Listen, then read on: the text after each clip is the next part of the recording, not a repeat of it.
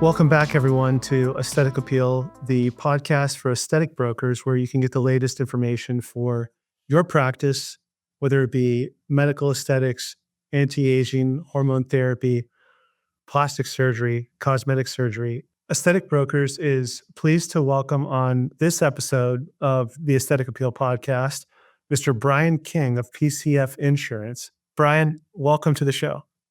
Thank you. Very good to be here, Bill. I've listened to your podcast before, and very happy to contribute any way I can.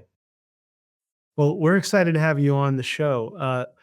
For those of you who are constantly looking for ways to improve your business, solidify your practice, and really make it stronger, this is going to be a great episode for you because we're going to go down the path of talking about healthcare providers and their insurance options.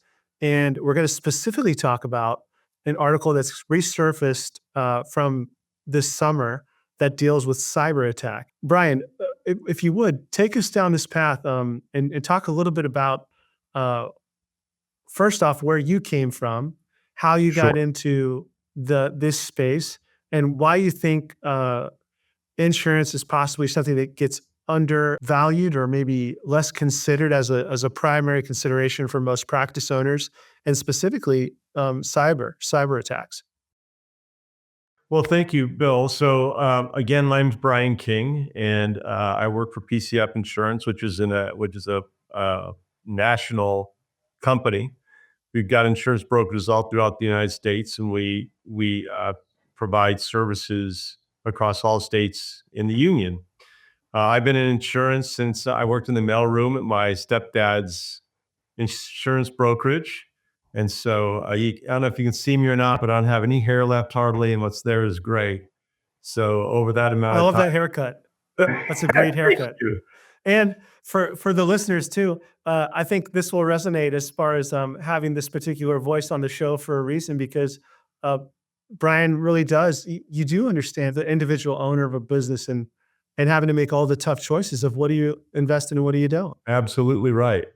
And so, yeah, a few years back, not a number of years back, a good friend of mine said, why? Because I was a generalist in insurance, like most people are in the insurance industry. For the purpose of this talk, actually, I wasn't really going to hit on this, but this actually brings up a good point. There are generalists in the insurance industry, and then there are specialists in the insurance industry. I happen to be a specialist in the healthcare industry, and so are my associates. And that's important because we read the articles about the industry, we follow the claims, we read the insurance forms, and no two insurance forms are created equal.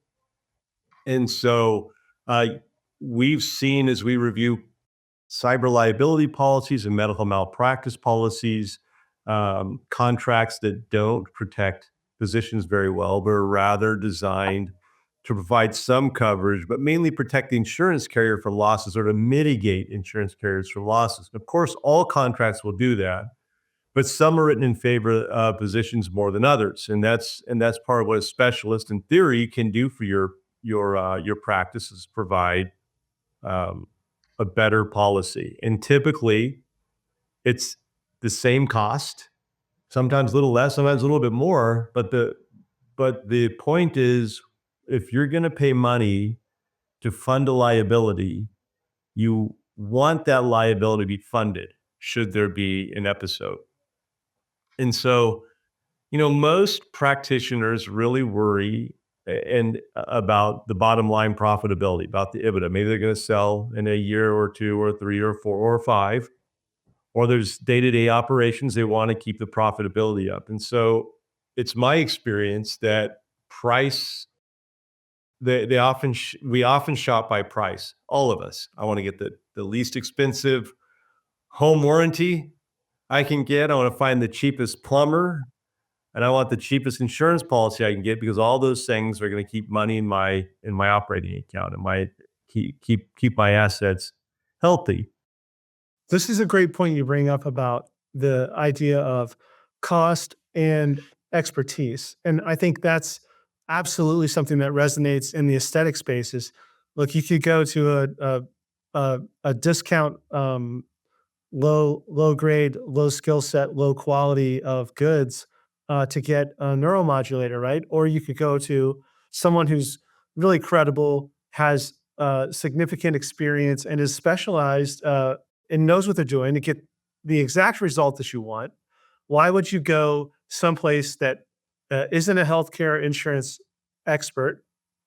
Just like I tell our clients, you know, we're not the cheapest and we're not the most expensive, but the bottom line is uh, we charge a fair price for what what in the end we want is an exceptional, uncommon result for our client. Well, I appreciate that. And I couldn't agree more. And in the same, if you have a malpractice event and you're going to go get a defense attorney Yes, to defend you, do you want to go get someone who, handles real estate transactions every day, or the construction industry, or do you want someone that handles medical malpractice defense cases? that's right. I couldn't agree more. Yeah. So if you'd like, let's turn to cyber liability. Please, I want to reference this article. So this is a Yep. summer article. You can find it on LinkedIn actually for everybody. It was written by Beth Kuchar. Small practices are still reeling from the Change Healthcare cyber attack. The AMA is weighing its next move. And what is dated June 13th, 2024. And for everybody out there, you can look this article up and it'll be a great backdrop to this podcast because I was floored. Brian, I could not get over how many small groups, how many small individual practices can be held hostage and how often they are held hostage for just the right amount of money that you would be like, oh, there's no way they're going to charge this much You got that. egregious. But Yeah. but talk to this point because it was enlightening when you explained this to me. So first thing we should all know is that cyber liability attacks, 46% of them are on small business owners. 46. 2023, there were 12 billion reported losses in cyber losses across the United States. $2 billion in California alone. Wow. Some of these are state-sponsored attacks, and that's what they originally thought, that the one that you're referring to, Change Healthcare, they originally thought it was a state-sponsored, but I think as it turned out, it was from outside of our nation, but more of a group rather than a state-sponsored. But we see China, we see Russia, and they aren't just targeting the Apples or the massive corporations. Those are hard for them to get into. It's easy for these guys to come after base hits. And why is that? Talk to us about why is it so much easier for them to target the small, successful but smaller independent practice? Absolutely, because the resources aren't there to hire an in-house IT personnel to consistently be looking over your system, while physicians, and I'm not saying this to pander, are brilliant people. And some of them are brilliant in technology. I know a few of them that I talk to them and they just go right over my head, their depth of knowledge in even protecting their own systems. But for the vast majority, we're very busy. We may or may not update our software. We may or may not train our people well enough to identify phishing emails. There are so many ways to be damaged by a hacker, whether it be to your system directly by, as mentioned, phishing, quishing, and all sorts of other different ings that they can get into your system with, or Yes. even, and this is a lot of this is with Change Healthcare, systems that you depend on to do business. So if you use an EMR, for instance, Bill, and all your medical records, all your patients' medical records are stored in the cloud on that EMR, and they're taken hostage for a month, what do?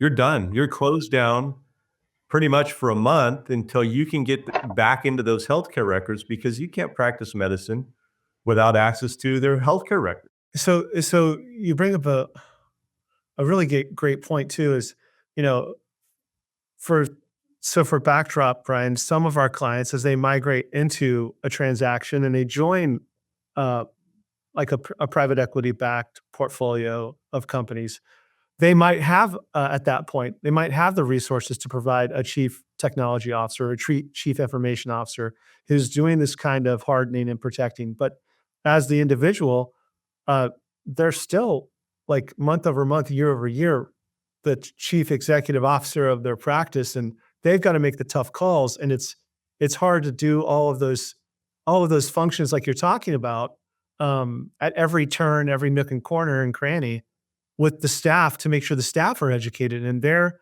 probably following best practices as well because it's not a primary mission set for them in their practice, I would Right. imagine. Well, remember, a friend of mine has a great line. And he says it takes one wrong click to close your practice. You click on, heck, we get in the insurance industry. We get these emails, click here, here's that contract you're looking for, here's that policy you're looking for. And we've had to become very diligent in our industry even because they come after us as well. Heck, I've gotten text messages from supposedly the of a prior brokerage that I worked at from supposedly the president of our brokerage, and we have tech people all over the place reminding us. And of course, thankfully, I thought to reach out and go, "Is this you?" They're like, "No, that's not me. Someone got my data." So to go back to your original question, the smaller practices are easier to get. Smaller businesses are just easier to get at because they're not as sophisticated. You've got employees that may not be in a hurry, may not be as educated as they need to be. And it doesn't even have to be a cyber breach, Bill. You have a HIPAA violation if privacy is breached. So it can be your employee data. Someone walks out with some files, some employee data. It can be a upset employee. It can be an employee that leaves and wants to go start their other shop and brings patient data with them. That's a violation of HIPAA. And you are at a practice owner is a fiduciary for that data and they have to keep it safeguarded. So if that happens, that can lead to all sorts of and it's discovered it can lead to all sorts of regulatory problems.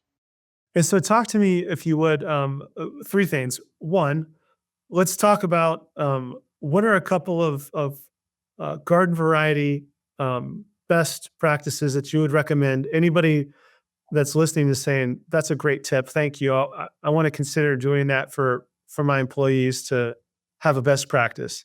I would like for you to maybe touch on maybe there's hidden costs. Yeah, when you talk about HIPAA violations, talk to me about potential hidden costs that aren't ransomware.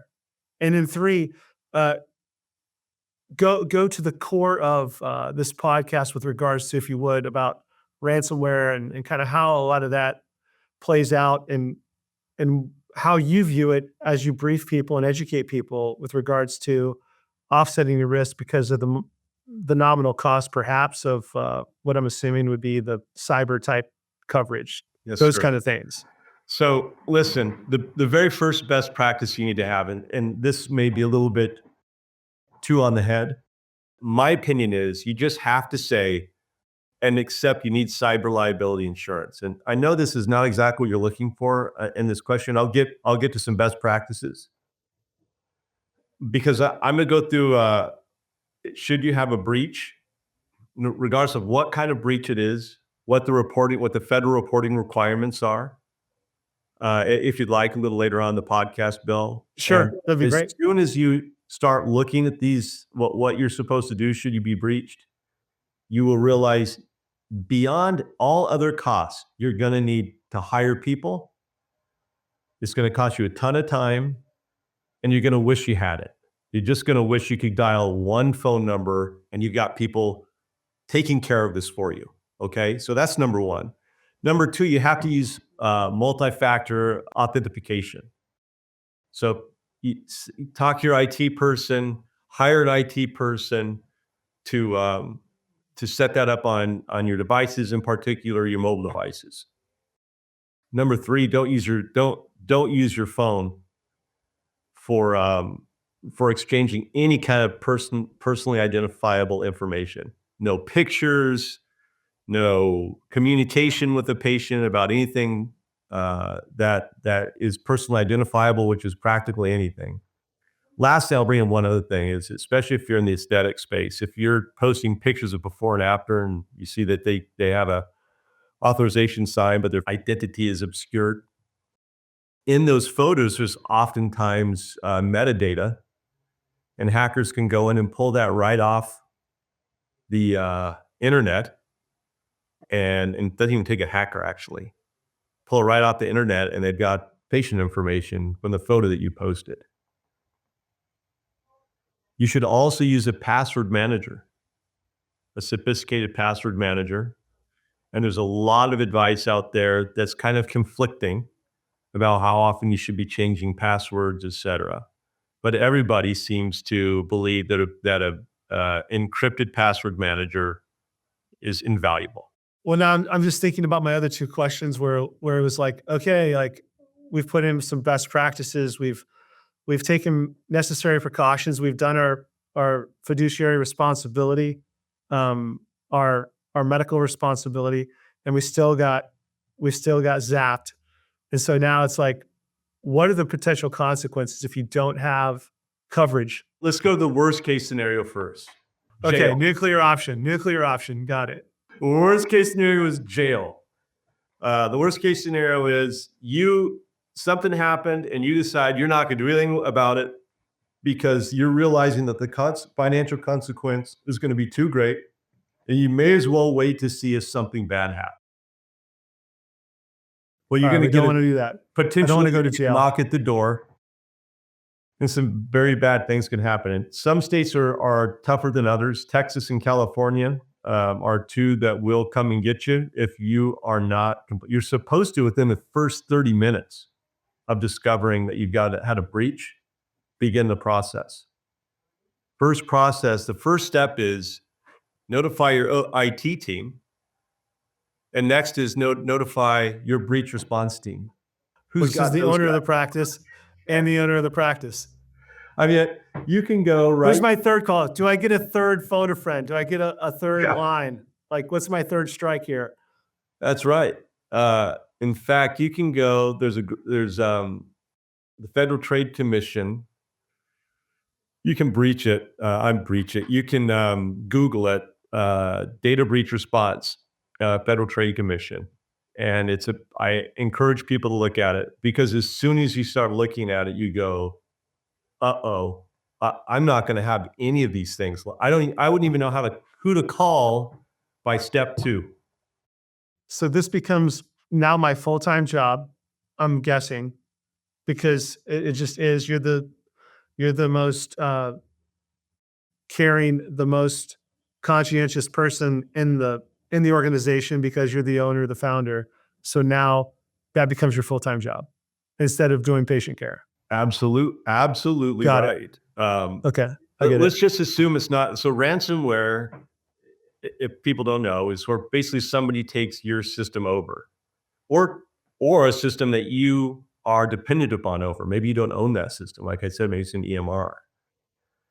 And so you walk in, and either your system or the data that you need is being held hostage by a hack group.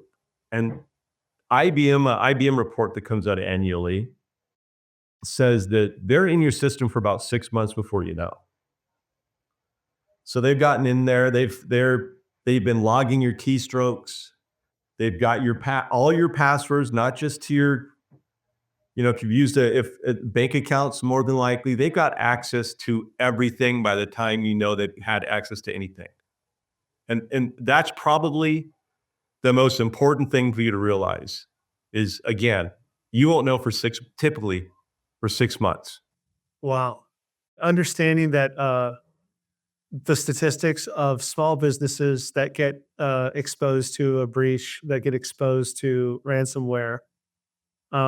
I mean, how costly is this? If I'm a $5 million revenue practice, right? I mean, what's the penalty that these hackers are going to want to try and extort me for? And then like, what are my options?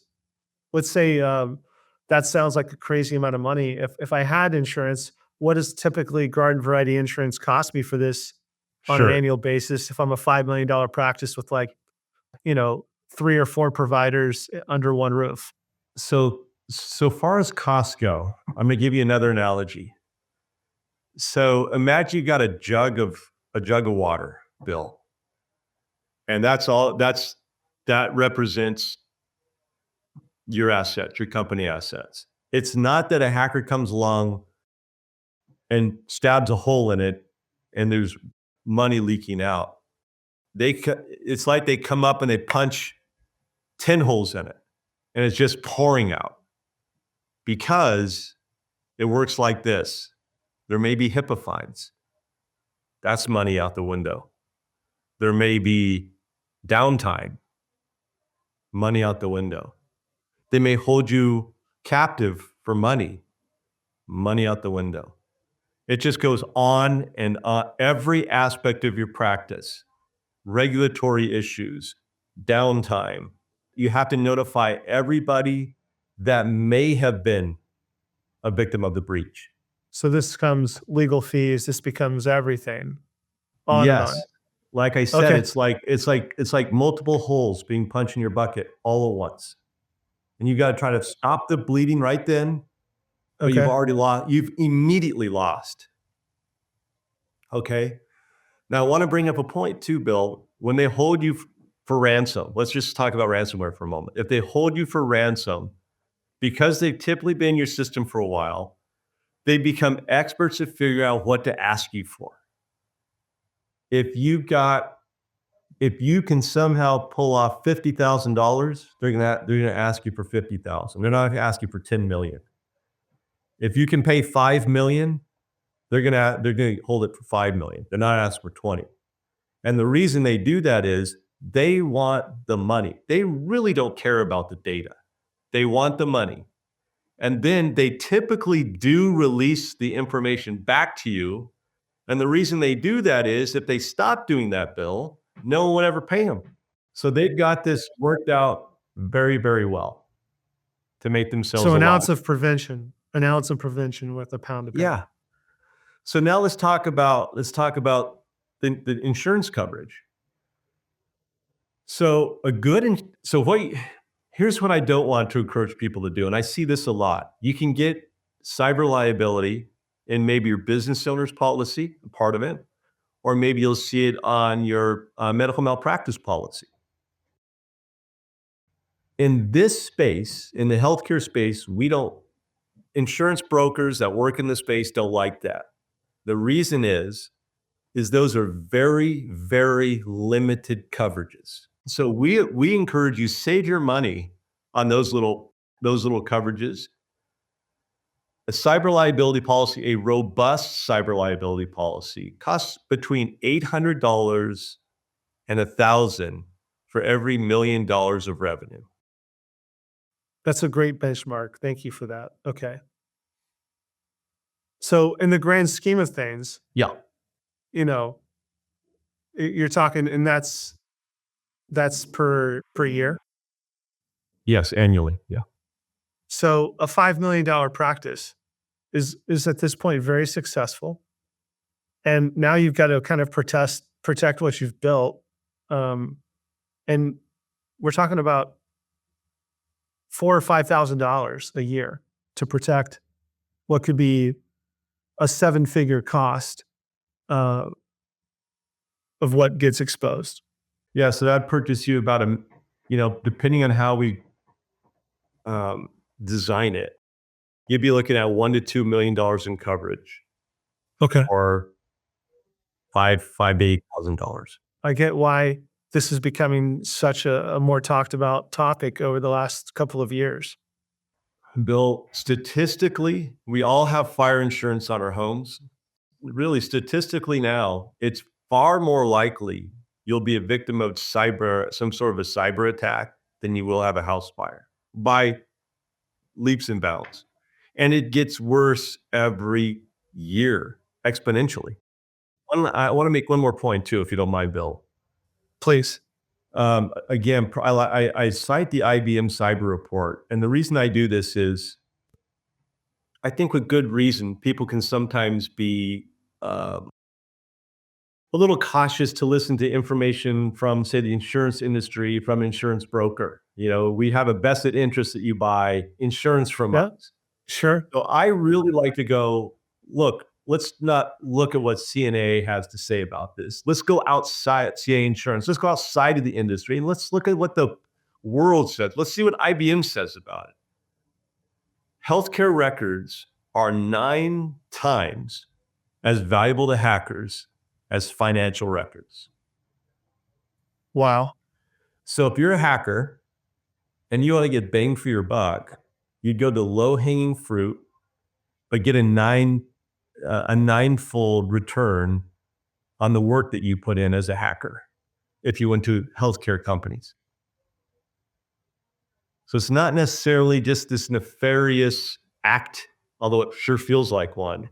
It's the most profitable act for them. The most profitable action for them to take is against healthcare companies. Hence why another reason why it seems like everybody, all the good, the bad, and the ugly, all love to be in healthcare. That's right. Uh, That's right.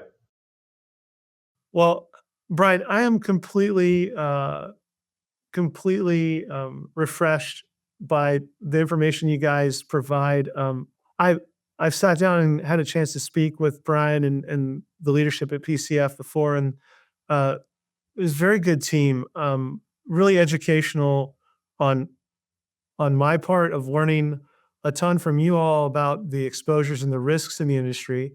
I have gone and read that report, and I find there's a lot of value in a lot of the third party recommendations that they give as reading assignments. It was inspiring to think of people who are looking to help practice owners Mhm. protect what they built.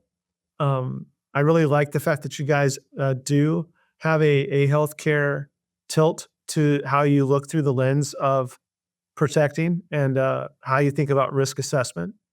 And so, for our listeners, any closing comments that you would have for them to think about and you want to share with them that we haven't covered already? Yeah, sure. So I would just say, and everyone knows this, but I just kind of like to state it. Um, First of all, we appreciate what you do, doctors. I know that you don't always hear that. We're aware of physician burnout. We're aware that you guys work very hard. So first of all, thank you for what you do very much. I get a little emotional talking about it because my family's had contact, fortunately or not, with physicians through the years, and I'm sure we all have with health issues. And my family's really benefited from that industry. So you have an ethical, as you know, an ethical responsibility to your patients' health, but also remember to their healthcare data. This is a trust issue that they have in you, just like this, their personal health. And this is a way that should the bad guys come to the door, that you can immediately call into Calvary to put an end to it. It is a way to protect your legacy, your reputation. I mean, people love you until they think that you hurt them.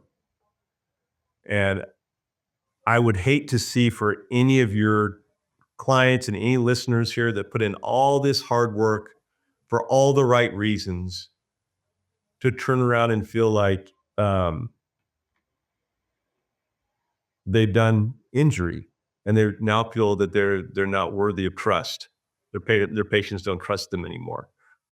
So one thing that I will do that PCF will do for any of your listeners, Bill, is we'll provide a free cyber assessment, and it comes with a quote.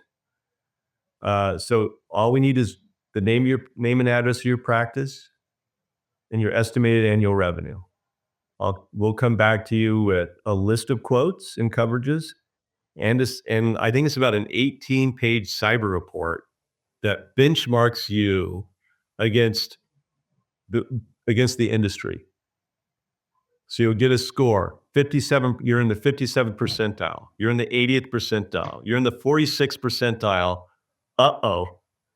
and it will show you for your IT team where you need to shore up. Thank you for that, Brian. Like Sure. for all of Our pleasure. for all of our listeners, I appreciate that a ton. If you're looking in the space of people that I vet and I trust, Brian King is one of those people. He's a trusted voice, and he'll give you an honest assessment. I can definitely attest to that. So, for everyone, thank you for listening to this episode of the Aesthetic Appeal podcast for aesthetic brokers, and thank you to our very special guest, Brian King, PCF Insurance. They definitely care about physicians and protecting their patients and their own reputations. Thank you, Brian. Thank you. I'm very honored to have been here. And Bill, always good to see you.